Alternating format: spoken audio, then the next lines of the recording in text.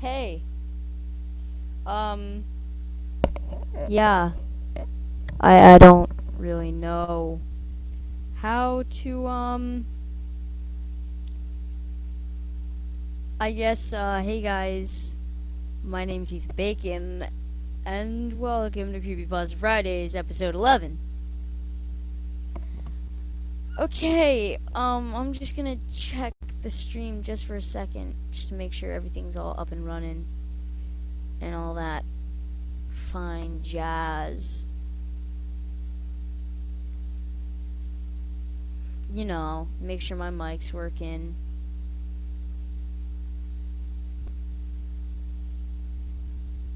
Yeah.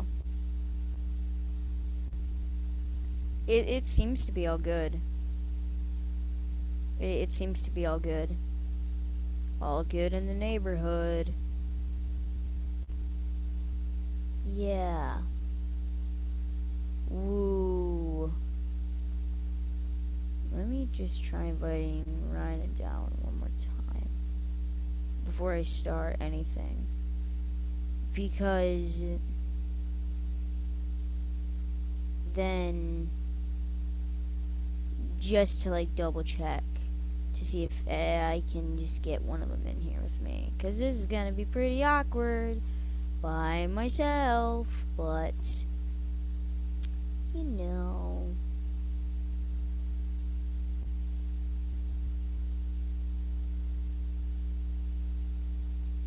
Yeah, no, I can't get Ryan in here. I might be able to get Dowen in here though. Yeah, I can get Dowen in here.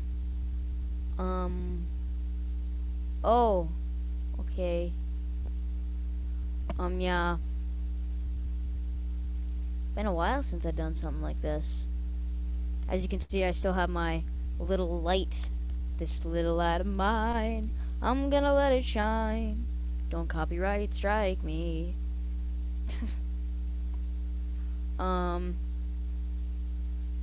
Yeah.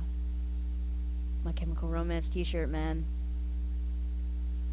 I don't know what I really don't know.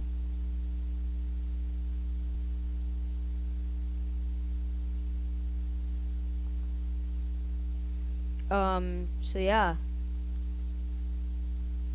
I literally have no idea what I'm gonna be reading. Because I didn't have anything prepared. Because, yay for being unprepared. Woo! Yeah. That's how you do it.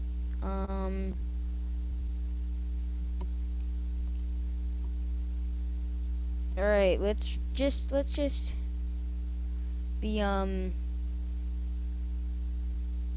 wow, that's, oh. Okay. That's a long creepypasta that I don't want to read. Ooh.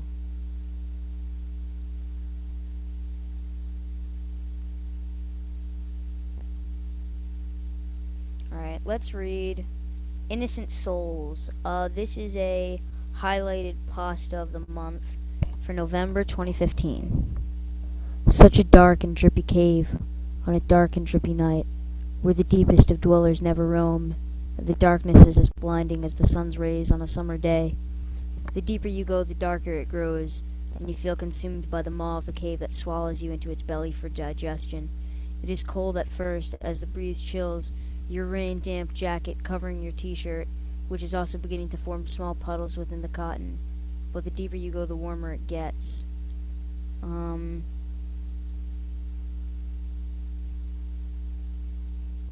The warmer it gets.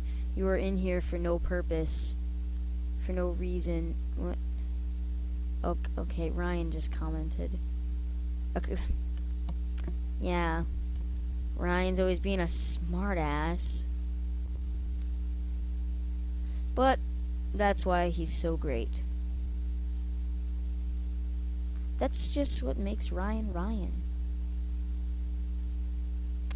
Anyway.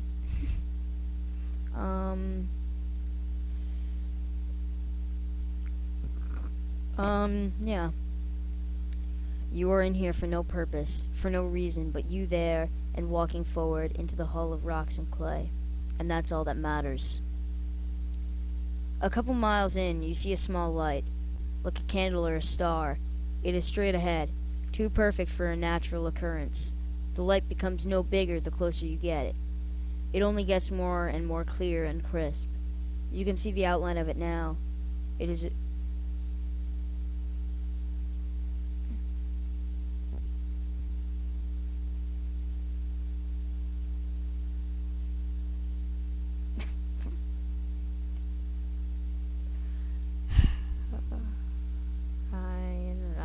Ryan. What are we gonna do with you, Ryan? Ugh. Ryan just said, language, please. I mean, hey, he's right.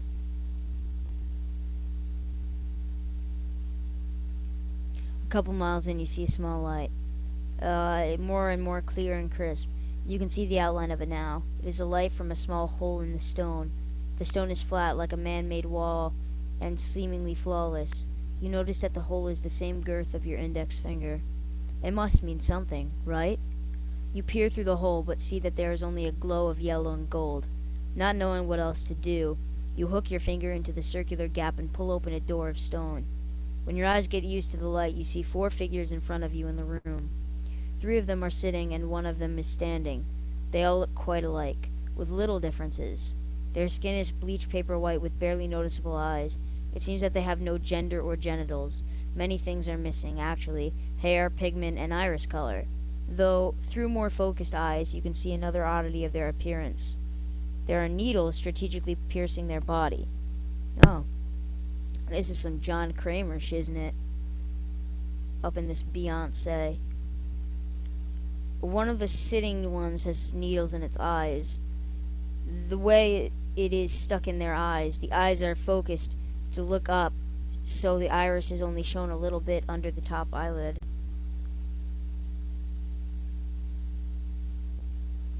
Man, this is creepy as the Fresh Prince of Bel-Air.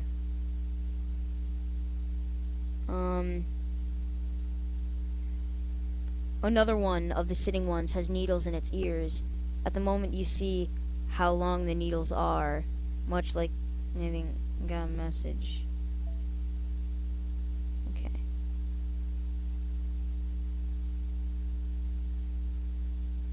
Down says he can join soon, so that's good. Then I'll actually have some company and I'll be less awkward. That's the face I made in the Ethan Speaks. Ethan's gonna talk to you. Ethan's gonna express himself. He's gonna rant about random Shia LaBeouf that pisses him off.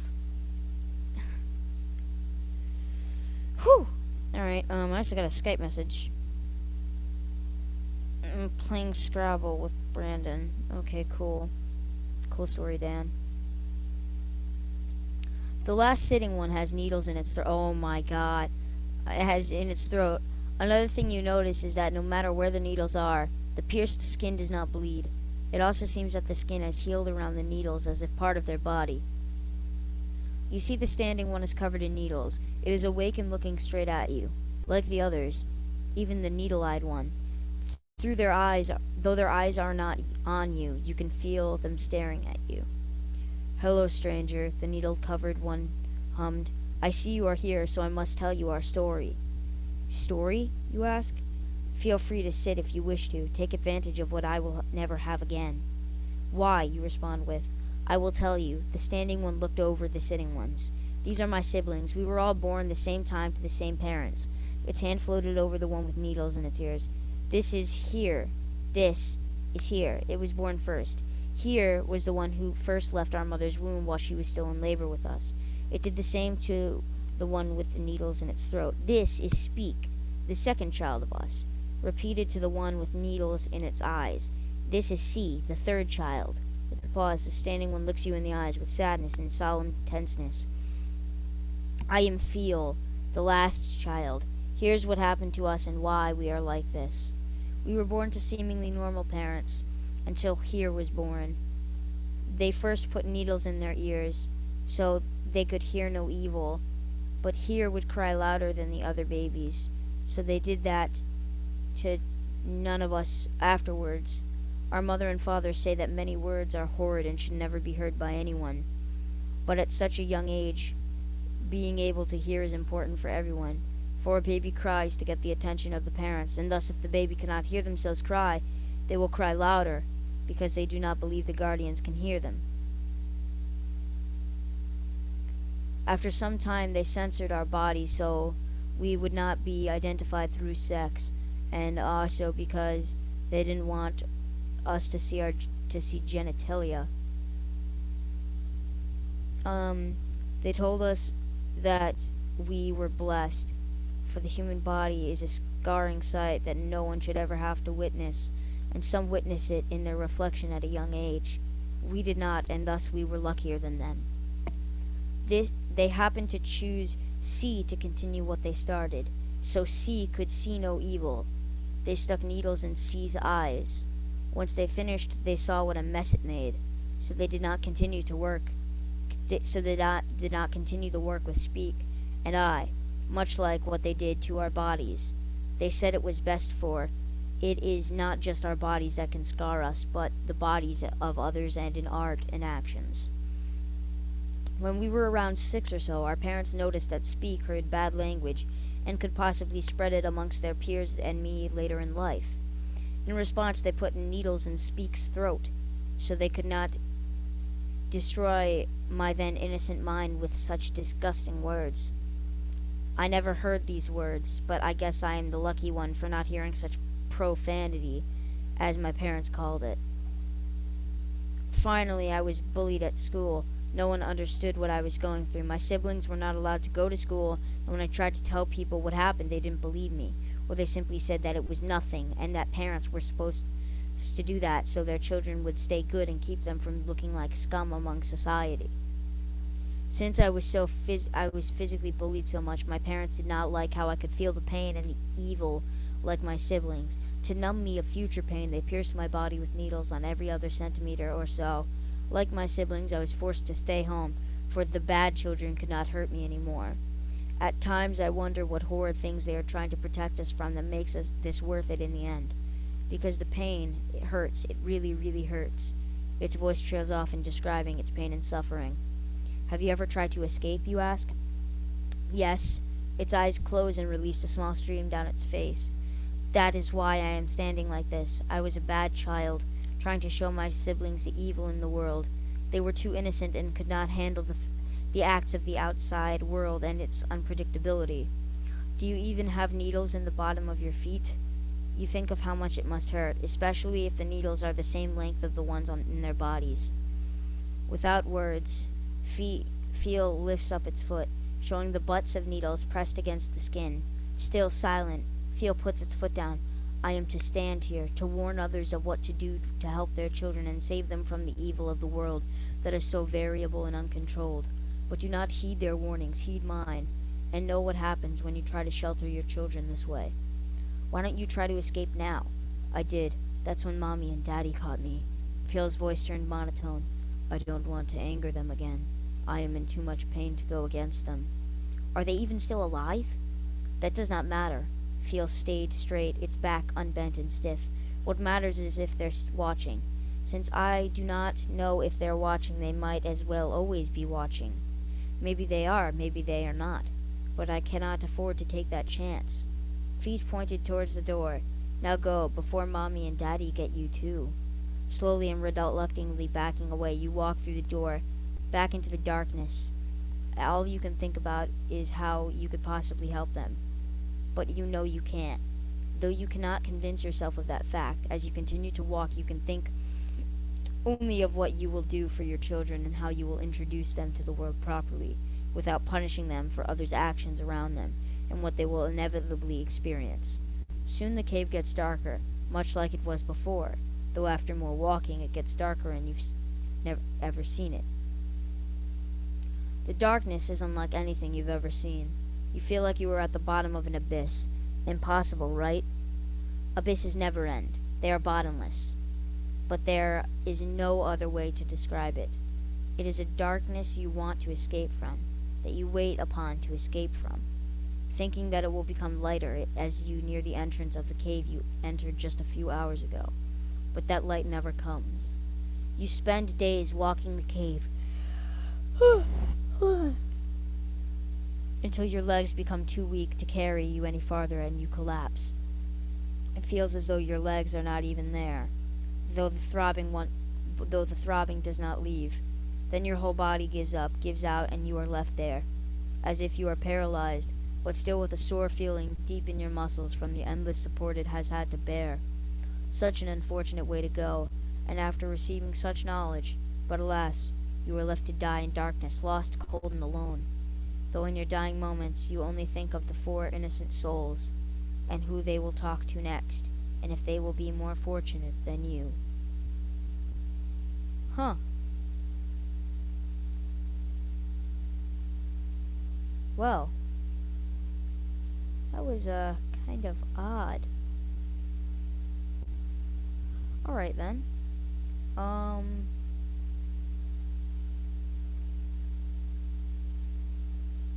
That was a spotlighted pasta of the month. Let me look up lost episode creepypastas.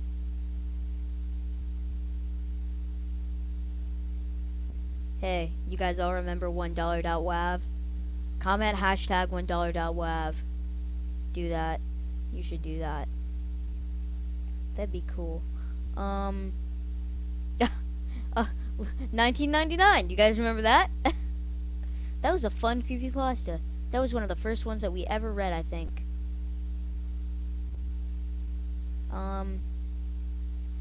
Yeah, I'm pretty sure. Candle Cove. That was a good one too. Yeah.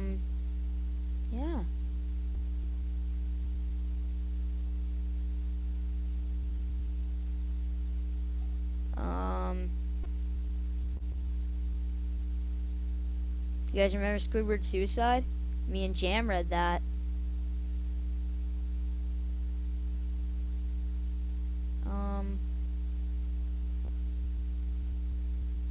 Willy Wonka beta tape. What the hell is this?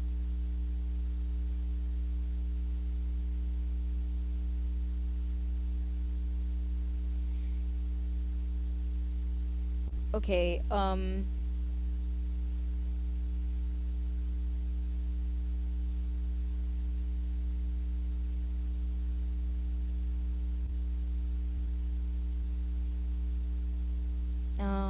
don't know if we're gonna read that. Ooh, Ed, Ed and Eddie lost episode.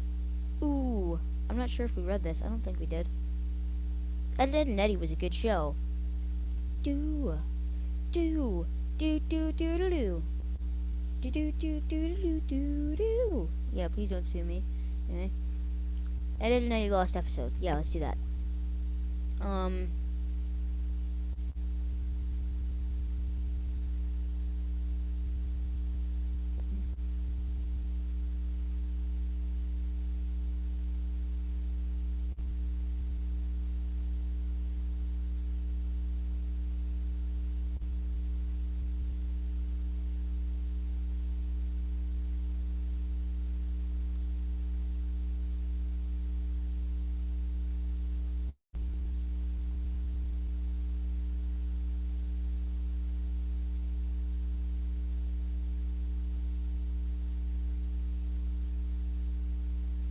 Apparently my comments are off. I will fix that right now. Thank you for letting me know, you guys.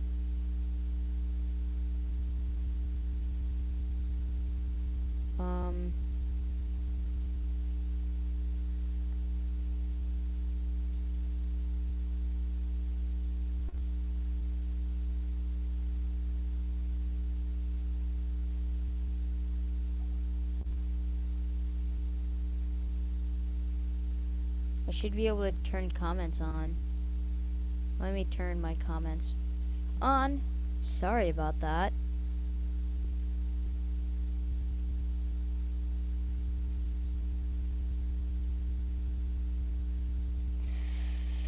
Whew.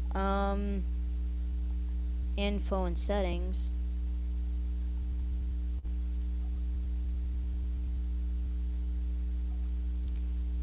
Sorry about that, you guys. I really apologize. I don't know how I didn't notice that, like, at all. Hmm.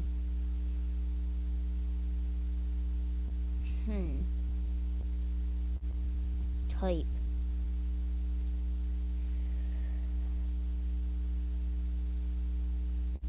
Advanced settings. Comments.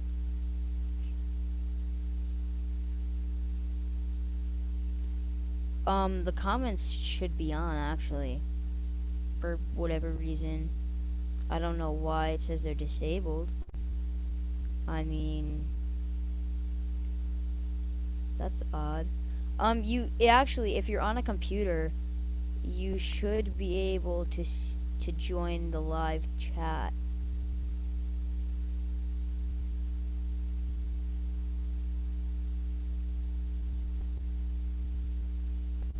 You should be able to join the live chat.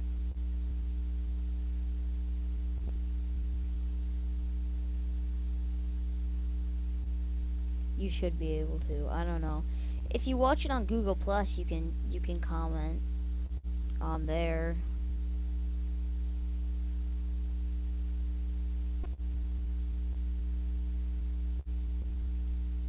Yeah.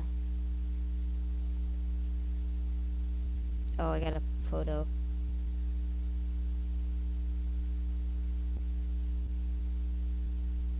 That's really peculiar. I don't know. If you watch it on Google Plus, I know that you can do the comments. Yeah, you see that little like watermark at the bottom that says be part of the conversation? It should be right here.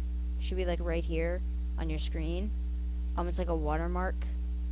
I know it's somewhere over here. If you click that, then you should be able to watch it. And then you click the little like waffle thing, whatever it is, and then it's like Q&A, and then you can click that, and then like it'll be like yeah, it says be part of the conversation right there. Click that, then it'll bring you to like a Google Plus page where you can watch the thing, and then there's like, oh hey, thumbs up, thumbs down, that's just for ratings. There's a little waffle you can click on. You click that, and it brings up a menu with Q&A and like other junk. You want to click the Q&A button, and then you can type messages to me, and that's essentially how you comment in a way. You can do that.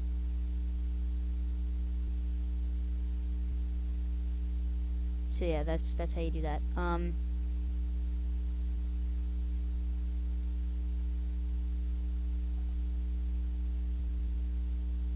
So yeah, that's how you do that. 10 out of 10. So anyway, let's begin the Ed, Edd and Eddy Lost episode. As you may know, the popular show Ed, Edd and Eddy has been running for a long time. However, between October 7th, 2003 and October 21st, 2003, episode 34 was accidentally released 1 week before it was scheduled to. It was also known to some around the office the primary writer had been sick with the flu, and instead of going on to make episode 34, the show was supposed to replay episode 1 at 5 a.m. Eastern. Yep. MCR girl, you did do the question thing right. You did a good.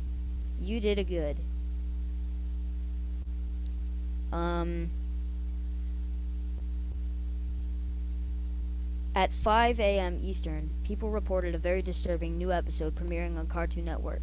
Some children were unfortunate enough to see it. Apparently, the quality of the episode was mediocre when held to the regular standards. Animation was choppy, sound was constricted and very muffled. Reports of a line running up and down, similar to crappy VHS tape, was received.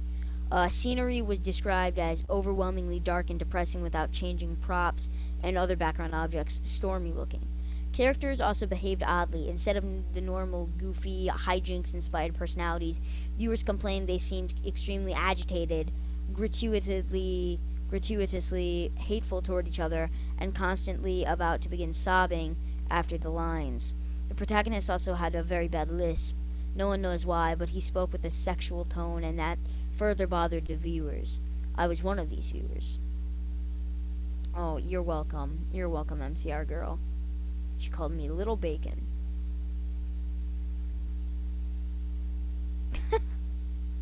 The episode began with Eddie walking down the street with Ed. I noticed that Double D was missing. There was an angular shot coming from in front of the two to show them walking toward the viewer.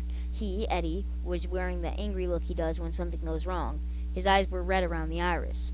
Ed looked absolutely forlorn and practically dragged behind Eddie, tears in his eyes, which were both lazy and looking in opposite outward directions. Kevin, the series antagonist, was riding his bike opposite of the Eds, toward them.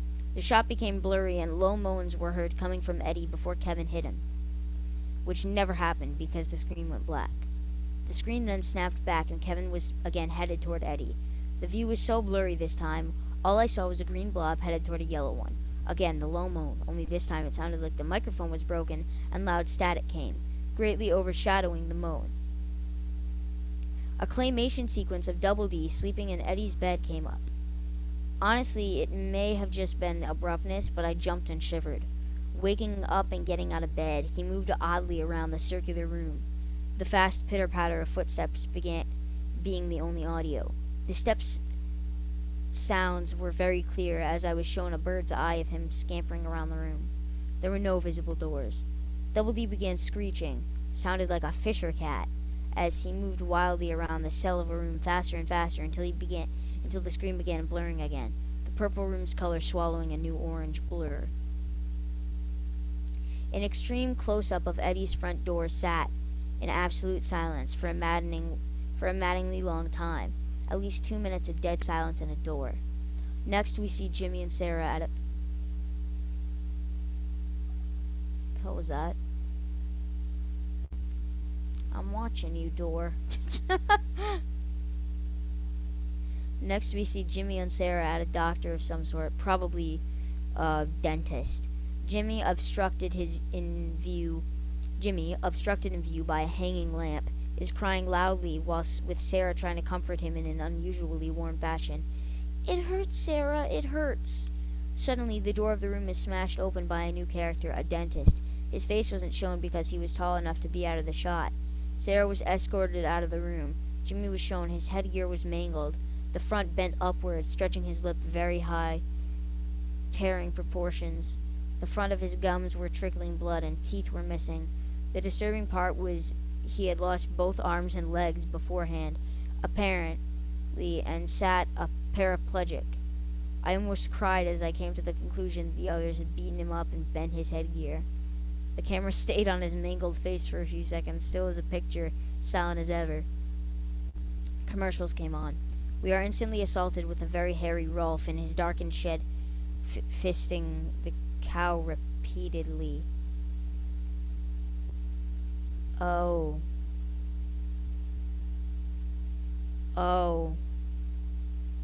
The visual loops again gets blurry again, and as the scene pans out. Naz is reading a magazine on her couch. The quality is now perfect. Eddie is alone without Ed. The quality declines worse than before, and he is still walking. The sun now lightening the mood somewhat as he smiles and begins running. The door is shown again, and we see through Eddie's eyes as he reaches out and opens it. His house is nice and bright, but a very badly played violin is blaring. The only audio in the scene as he makes his way through the house. Eddie opens the door to his room.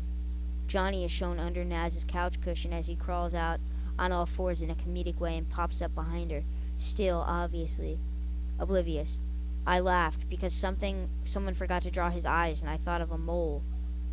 Suddenly, I stopped laughing as he started swallowing her head. Still in a cartoonish fashion, of course, but this was different. He and she stayed like this until she started kicking and struggling. Johnny held her like this until she went limp. A zoom in on his face revealed extremely small human eyes. Double D was laying on Eddie's floor, no longer in claymation. The camera showed Eddie's house for the remainder of the episode, about 3 minutes, and the next program began on the spot.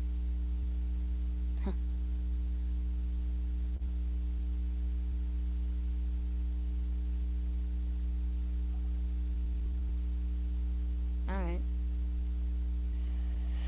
That was actually pretty good. I mean, I'm not gonna lie. It wasn't the best. It wasn't, best creepypasta. It wasn't like 1999 or like Candle Cove. But it was pretty good. It was good for a lost episode creepypasta. I'll give it that. What else we got here? Um, Jigsaw BBC. Is this the John Kramer Jigsaw?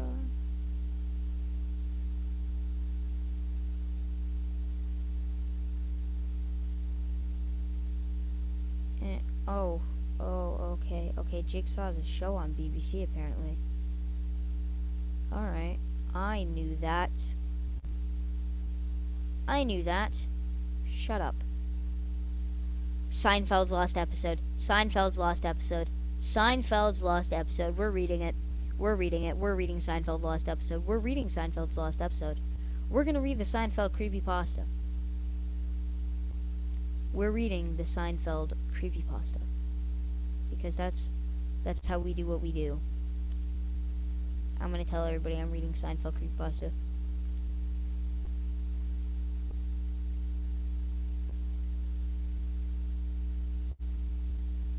We're gonna be reading a Seinfeld creepypasta.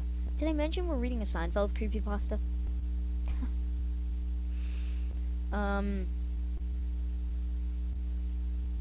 There's a story about a lost episode of Seinfeld floating around the internet. The episode was supposed to air around season 6, but it was mysteriously cut. The official story about the episode was that it featured Elaine purchasing a firearm after being mugged. But many elements about this episode were never revealed until recently. NBC exclusives refused to officially report on the episode until the Seinfeld season 6 DVD commentary. I have the tape, but as someone who works with NBC, unfortunately, I can't reveal my sources. I work at the GE building in Rockefeller Plaza, and I have access to their digital archives. That's as much as I can divulge. We also have the entire original Seinfeld series in multiple formats, including original reels and VHS tapes. I noticed an episode with the production code 607 was missing from the tape set, and it was relocated in a set of old newsreels. The replacement episode, The Mom and Pop Store, was filmed a season later to replace the missing episode. It is oddly titled The Mason. The episode starts out as normal, with Jerry's apartment, but the camera is much more steady. Jerry walks out as though he's been drugged and remarks that all of his family and friends have been dying lately. His buzzer rings and it's George. George runs up, half crying, and tells Jerry he's seen something terrible. He's mumbling and stuttering for about 5 minutes until he can form a sentence. There are still pauses for humor, but there is no audience or laugh track. George informs Jerry that planes have crashed into the Twin Towers due to a terrorist attack on New York. Jerry turns on the news and you can see modern footage of the 9/11 attacks and all pre-filmed several years beforehand. George says that isn't the worst part. Elaine and Kramer were in the towers at the time of the bombing. What precedes is a graphic and explicit phone call of screaming and crying and Kramer saying that something terrible has happened and Elaine is dead. Kramer screams there's no air in the building and he's burning to death, and that he's going to jump. The camera cuts to live footage of a man falling from the Twin Towers. George genuinely looks upset and says, "I'm sorry, Larry, but I can't go through with this." And he tries to walk off the set. People stop him and push him towards the stage. He walks out Jerry's prop window and you can hear him calling his agent. There's a lot of mumbling and you can see candles being lit behind the stage. Jerry goes over the bookcase and pulls it aside, revealing a ceremonial black table with candles, a dinner plate, and a strange box. There's a Masonic symbol against the black cloth just outside where the fake stage window would be. Jerry says some weird things in a foreign dialect, and one cut of the camera shows a poster of Barack Obama. This episode originally aired in 1995. The scene ends with Jerry waking up in bed, as though it's all a nightmare. Kramer comes in and asks if Jerry has seen a lizard. Jerry laughs and says, "We're all..."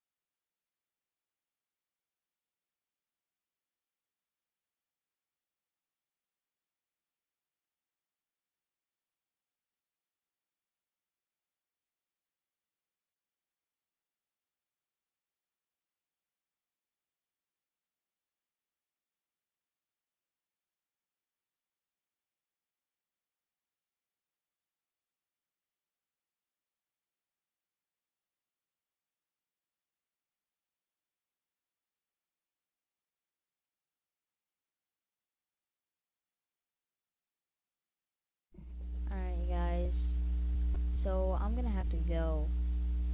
So yeah, thanks for watching this episode of Creepypasta Fridays, and yeah, I guess I'll see you guys next time.